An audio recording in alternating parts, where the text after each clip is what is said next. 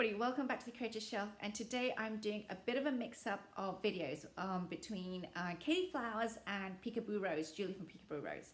So welcome to anybody who's new and welcome back to existing subscribers. You are joining me on a cold, wet, drizzly evening in Brussels. For some reason, in all of my videos, I always give a weather update of Belgium. I have no idea why. We're not exactly a huge country or anything, and we don't exactly have exceptional weather, but I always find it like an icebreaker, I guess. I don't know what else to say. So yeah, welcome back, and you're joining me here this evening. So today's topic, the first one is about kind of like reading habits, book habits, I don't know what else to call it. Julie from Peekaboo Rose did a video recently on it. I thought it was super cute and fun. Apparently she's doing a VR response to Katie Flowers, who had resurrected an old tag. I am so lost on the chain, but I'm going to link Julie's video below because that's the one that I saw. So the first question, it's a series of prompts, is, do you have a certain place at home for reading? And first I was going to say no, but then I realized, yes, I do actually. For fiction books, I always read them on my sofa. I don't know why, but just always on my sofa, nice and relaxing. If it's study, it's at my desk, and if it's work, it's at my desk. Work stuff does not go beyond the desk. And I know that sounds really strange, but I think it's exceptional given the fact that because we've been working at home now for so long, I just don't want the idea of any work items going into another part of my home, basically. So I'm very strict on that one. I do not read in bed. So, and that's a big thing for me. So basically, I have had insomnia for a lot of my life, like since I was a teenager. And I don't think it's a rare thing, actually. I think I've heard a lot of people talk about it. But anyway, when I got to my 30s, it was just really exhausting by then. And I studied some psychology. So I've studied my bachelor's and my master's in political sciences and in law and so forth and in history. And then 10 years later, I went back to studying again, and I did a bit on psychology. And what was interesting was I studied the circadian rhythm, and specifically I studied also on just sleep psychology and the neurology behind it. And I was fascinated because of the fact that I have my own issues with sleep. And anyway, that led me then to watching a documentary, and I can't recall all of it, but the documentary was great because it gave tips on insomnia. And as I was watching it, they were really clear on some things. But one of the things they said was, for some people, it will be good to not read in bed. And I just remember thinking, let me just try it. And I did. And it wasn't the only thing I did. It was a whole set of things that I did to address the sleep issue. If anybody's interested, let me know, and I could do a whole video on that separate. But anyway, I did kind of like not read in bed, and it did help. And then now, sometimes I do want to read in bed, and I try, and I get like to 2 or 3 paragraphs, and then I have to stop because I'm just falling asleep. So whatever habits I formed like back in my early 30s, I still need them today. So yeah, so I don't read in bed, that's one thing. Bookmark or a random piece of paper. So I was about to say, like, does it really matter? And then I realized, no, I do actually have habits about this. For all of my fiction books, it's a bookmark. It doesn't matter what kind of bookmark, in sense of like, what are those ones that you get from Book Depository, you know, when they send you things, there's always a bookmark included. Or if it's like a free one from one of those cafes where they're selling books as well. Or if it's like one with like a nice one with like, I don't know, like ribbon added or whatever. My fiction books is a proper bookmark most of the time. For my non-fiction, it's really strange. I will either use like a bookmark like this, again, another one from Book Depository, or, and this is really key, I use paper because inside the paper, as like there's like a small A5 sheet or whatever, I've actually made notes. And for all my reference books or like study books, I like to make notes and then fold the paper and put it into the book. And so some of my oldest books that I used at university, like my philosophy books, I still open them and they'll have like a post-it note where I've made notes and I've put it in, or a piece of paper I've folded in and put it in. And sometimes they're used as bookmarks and sometimes they're not, but it's a big thing. And sometimes I use postcards. I use postcards as like actual note marks and put them into my reference books or my study books. I can't explain it. It's a thing for me. Yeah. Can I just stop reading, or do I have to read at the end of a chapter or a certain amount of pages? I normally can stop reading midway. If I'm reading a reference book, it's quite easy because most of them are just like sections, so it's fine. Obviously, if it's a fiction book, it's different. Before, I used to be really picky about getting to the end of a chapter, but I think as I get older, it doesn't really matter. I just stop at the end of a paragraph. I don't want to stop in the middle of a line or something. But if it's at the end of a chapter, it's always much easier, and I like it. So there is a bit of a preference there, but it's not a hard and fast rule. Okay. Multitasking, music or TV while reading. Silence. Damn. Nothing else. I just need to read. I need to read. I find it like really, really, I don't know how to put it, but disrespectful, or like, I don't know, like I find it like it defeats the objective. If I'm listening to music and trying to read, I'm like, no, I'm trying to read. I don't know what else to say. And when I was a child, it was like a big thing for me. I needed to read, basically. Now, the weird thing is, and I was thinking about this, was that when I'm at work, and normally like when we're like in an office, because I kind of like most of my life have worked in like really, really chaotic offices. Like there are people running around, walking around on their phones, people in the middle of something, really, really stressed. It's just, I have been in really, really chaotic atmospheres. I come from the PR world basically. And so I got used to being able to look at a document and focus on it and the research that I'm doing, or the text the brief that I'm writing, and still have people running around. So if it's chaotic, it doesn't really matter. But if it's music or TV, what happens is I think my brain wants to then follow that for some reason. It wants to follow the lyrics or the beat, and then all of a sudden I'm not reading. So yeah, it's really, really funny. But like at home, now that I'm at home a lot, I just switch everything off. Yeah. And I do like silence. Do you eat or drink while reading? So this is also interesting. I drink coffee or tea whilst reading for studying or for referencing. Whilst I'm reading a fiction book, not really, but what I do like to do, and it's like a guilty pleasure, and don't judge me for it, but what I like to do as a guilty pleasure is eat a bag of chips, or crisps as they say in the UK, but in the US you guys call them chips, and in Belgium we say also they're a bag of chips basically. So yeah, don't look at me like that. Don't judge me for it. Ready salted mostly. And the other thing is that I know that they leave grease marks, so I'm really picky about that, because I'll also have like a paper towel next to me just to make sure that like I don't get grease marks in the book. Good God, I'm so finicky. I know, I'm so finicky. Obviously, if it's tarot oracle cards that are anywhere near me, I'm not going to be eating a bag of chips, but I will be drinking tea or coffee. Most of the time coffee. One book at a time or several at once? Yeah, so this one I'm picky. So reference books, it can be several at the same time because I'll be dipping in and out of them, so it doesn't really matter.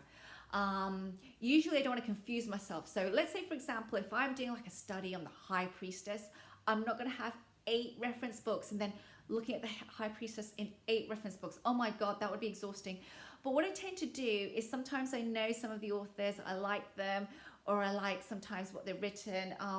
And so I will like literally, use that reference book specifically when I'm looking at certain cards, because I don't know why, but I do it that way. It's not really that consistent, which I know is not, some people might judge me for it. With fiction, it's one book at a time, not more. If I try to do more, I get lost in stories. I kind of like lose my thread. I get bored. I don't know why. A book has to grab me and then like I'm in it. It's like I'm in for the whole. And it's a bit like watching a movie. I don't want to mix it up. The book is the book basically for me. And it's funny because I just mentioned movies, right? So, and the other thing is that I will not read the book if I've just gone to watch the movie. That's not going to happen. Unfortunately for me, if I've watched the movie, yeah, the book is out the window. I like to read the book first, and I like to just soak in and imagine the characters and imagine the atmosphere and everything that's going on. And I don't want to lay it out in front of me. So I know people who've like watched Jurassic Park and then later on gone and read the book. I'm like, why? Why? You know what's going to happen. I mean, you've got the image in your head of some Tyrannosaurus Rex ripping off someone's head. Like, so anyway, I don't get that, but that's me. So reading at home or everywhere, I will read everywhere. Now, one of the things I've had noticed in Belgium, and I think it's a very Belgian thing. I don't know if it's in France as well. We're very similar to the French in some ways. In Brussels specifically, actually, I should say. Not the Flanders people are very different. But I've seen people here reading while walking. I can't do that. That's an art. That's a feat. I will read in cafes. I will read in planes and trains. The one thing I can't do is I can't read in a car, and it's really specific. And I once even had it where, sorry about the cat. I once even had it where basically I was with my boss and we were just literally going across town for a meeting, and we were in her car, and she said, "Can you read the map and which way we need to go?"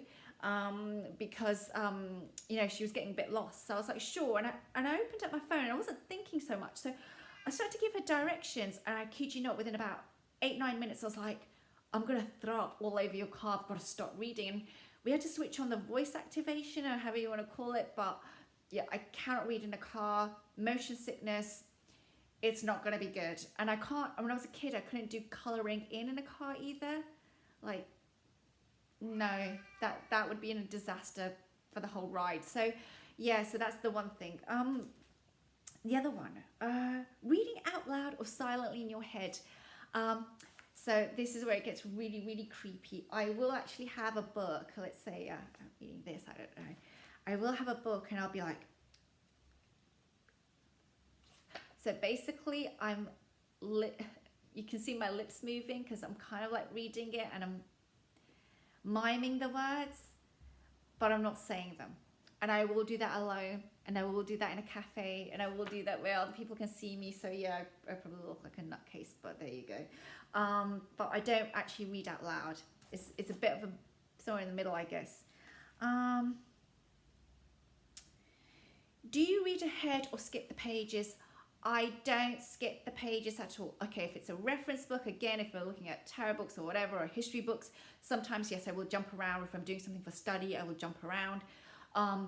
But if it is, if it's a fiction, if it's a novel book, if it's a novel, no way. Now, this is funny because, like, right, so I think like most people who watch these channels, we've been reading since we could crawl, right? Like crawling, and saw a book and thought, yeah, let's just try and figure this out. So I remember when I was in my teenage years, I did reading fads. Already in my teenage years, it was like, oh, I'm going to do fads now for this. And I remember hearing somewhere that somebody would always read like the last sentence of the book or something like that. And I did that once with one of my books. And I remember, I think I did it with a Stephen King novel, because when I was like 12, like, you know, 11 or 12, into Stephen King, all that kind of stuff. And I still love Stephen King. So Marine, if you're watching, Stephen King is one of my Horcruxes, or however you want to pull it. Like, that's where my soul lives. I still have all of his books from when I was 12. But basically, I remember reading the last sentence or something because I wanted to do that fad too. Like, I thought it was really cool. And I just remember thinking, what was the point of that? And I remember reading the whole book and thinking, no, that was stupid. Like, what did you do there? It didn't ruin the book for me, but it just didn't feel right. And I've never done that ever again. So that's when I also realized, for reading, no fads. I just want to enjoy my book, and I'll just my way, basically. Bending the spine or keeping it like new. I keep my spines like new as much as I can. This is a big thing for me. There are a few exceptions, of course, where the spine has broken because of the size of the book. This is it. One of the big exceptions was when I was about 11 or 12, I read The Stand by Stephen King. You can see it's very well worn. That's because it was huge. And the year that I was reading it, I can't remember what year I was reading it, but then there was a mini series coming out. I was in my teens. There was a mini series coming out, and I wanted to read the book before I saw the series. Hence the reference back to the whole movie thing before. But I wanted to read the book. Now, this is a whopper of a book, and I'm a teenager. I started to go to school. I started to study. I mean, I was a swot and a nerd at school, so I was going to like read everything for homework anyway. But anyway, I was reading this, and the spine broke. And it's a well-loved book. It's one of my favorites from that era. And I have, by the way, strangely, I have never reread this book. I have reread Christine at least a dozen times. At least a dozen times. That is a piece of my soul. If you want me to do a whole video about Stephen King, I could. If I could stalk him, I would actually. But basically, I never reread this one again. It was too special having read it the first time round. So we won't say any more about that. But and the other book, can I find it? Probably not. I don't even know where it is now. I can't. Oh, here it is. The other book where the spine is really badly broken. I'm sorry, you are seeing my back right now. It is partially broken. It's my Karl Marx selected writings, because of course I used it at university. It's got a lot of spine breakages. I use this one, and then I also have the updated version of this as well, and the spine's broken on that. And of course my bioethics book is also completely spine broken, but the ones where I really have to go in and study, and I've really been highlighting bits, and it's going to happen to some of my tarot books as well, I know, the spine does break, but I tend not to do it on purpose. So do you write in your books?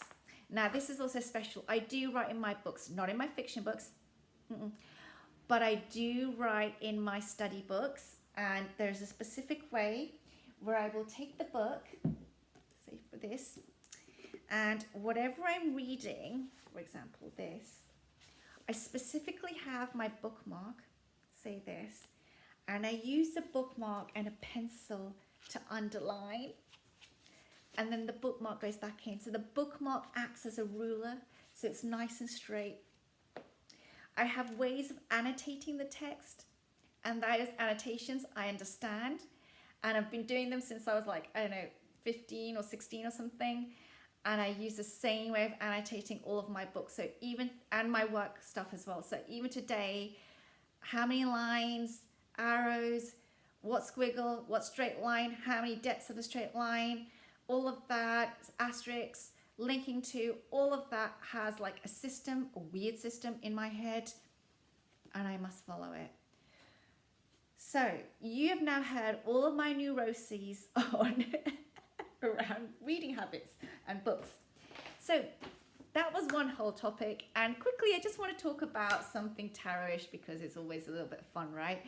And I wanted to talk about specifically Katie Flowers has just done a video on reversals and the depth and the structure and the flow of everything about reversals. Yeah, I'm not going to even try to even go to Katie's expertise and levels. But I just want to speak about reversals a little bit myself. I've said it many times. I don't use reversals. The reason is because as the cards come out, I can see the ones where it's not exactly so much of a reversal, but it's the card in it's more like the position where the situation is not working out. For example, a classic one can be, I don't know, like the Tower. Usually that's about change. It could be destruction, but it could also be like new things coming in, a new clean of energy. You know, upside down, I would just see it basically as, I would personally see it as not being able to let go or not allow that change and something, or it could be even like the reduced, diminished version of that. And you might think, well, how can you tell that when it's upright that it's in reversal? And it's a lot to do with the cards around it. I don't use spreads, which is another one I know I've said many times. I just lay the cards out. Sometimes they're in a specific way. Sometimes they're in a row. Sometimes they've taken on a shape. I don't know how, why, what happens when I do it that way. But it's the layout, it's the people in it, it's the scenes in it, it's the animal, it's whatever is going on that tells me which way I'm going to read the card, basically. And I think Katie mentioned this a bit herself, but I have sometimes seen a card in reversal, and unless it's just happened naturally, which then it's fine. But if I've tried to do reversals and tried to kind of like be one of those people, I feel it's forced. And what happens is that because I feel like I'm trying too hard, it jars the reading. It's almost like I'm forced into reading it in a certain way. And that happens with me in spreads. I've actually done spreads where I'm trying to follow the spread and I'm sitting there thinking, this doesn't make sense. And I'm like literally reset it's like I've clicked reset in my head, reset it in that sense, and then just read it. And I'm like, yeah, this is the story. And I've said it to the querent, like, does this make sense? And they're like, yeah. And I'm like, so that's why for me, like, I've just got to follow the flow and do what's right for me, which doesn't mean I don't want to use spreads or I don't like spreads.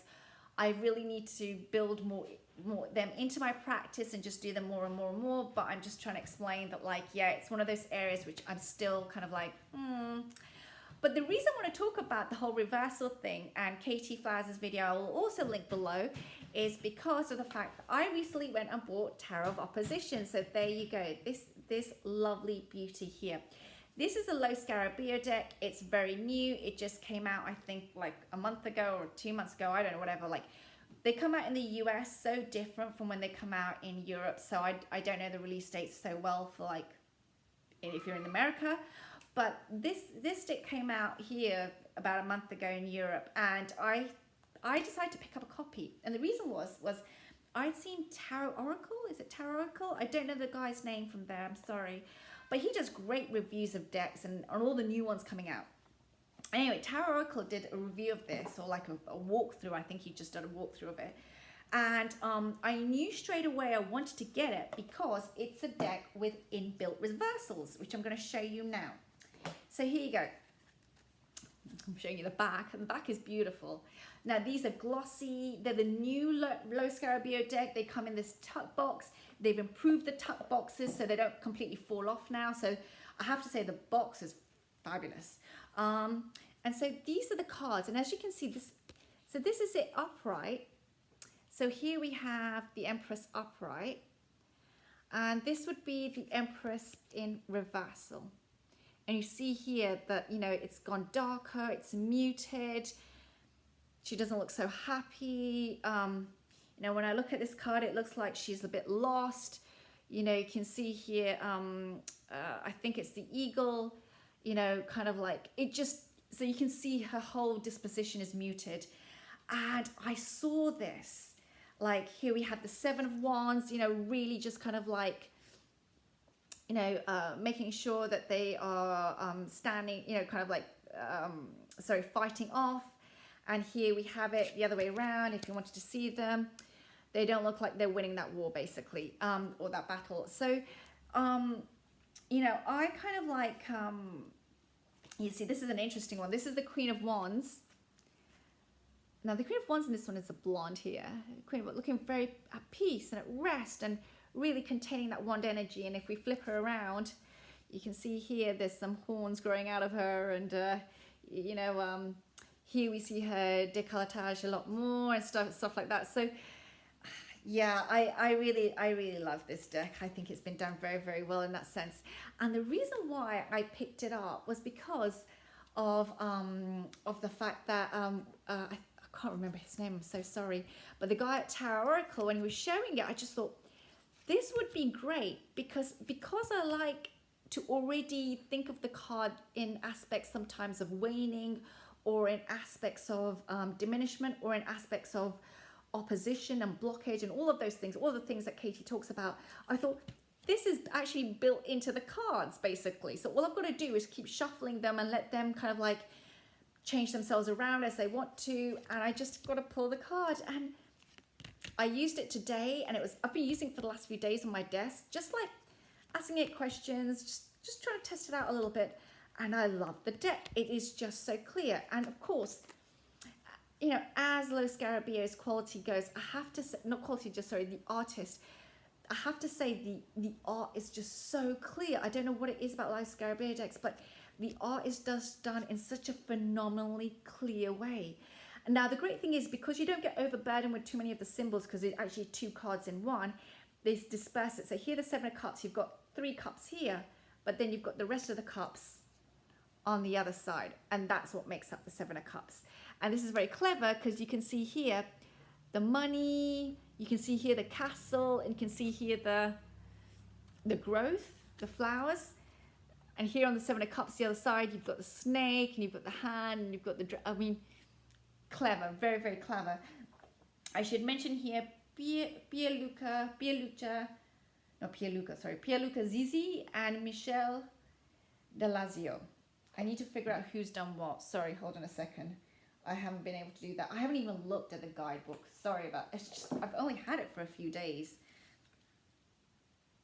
The guidebook's pretty good. The guidebook's got a positive and a negative. The guidebook is pretty standard. Very good. Los Garabia style. And we have it in other languages. And at the back we even have, we have some spreads. We have some spreads in here too. Let me see. Sorry, if I can show you one, I will. Come on. Here it is. No, it's at the front. We have a few spreads there. Very, very well done. I will just try and figure out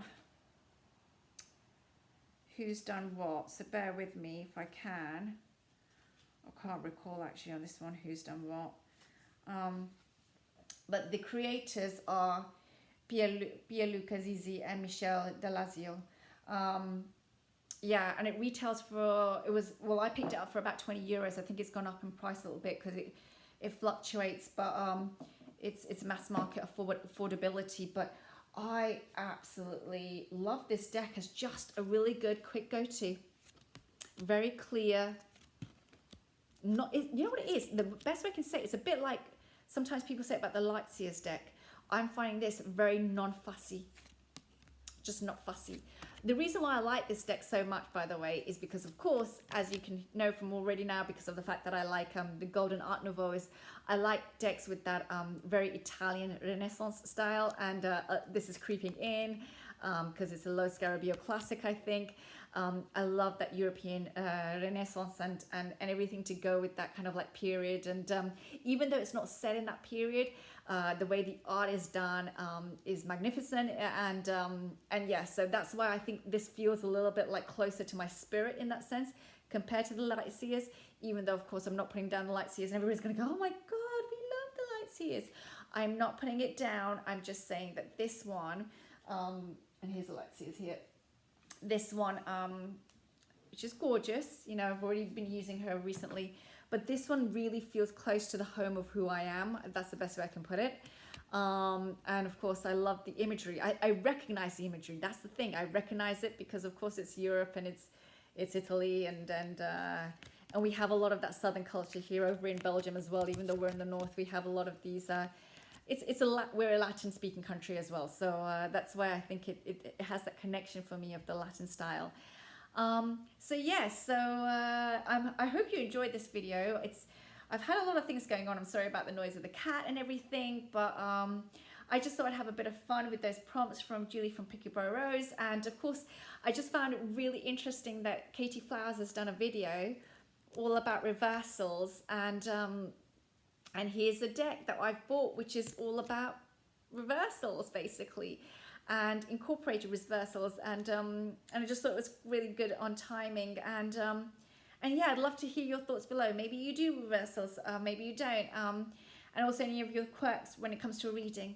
I'll see you soon. Take care. Bye-bye.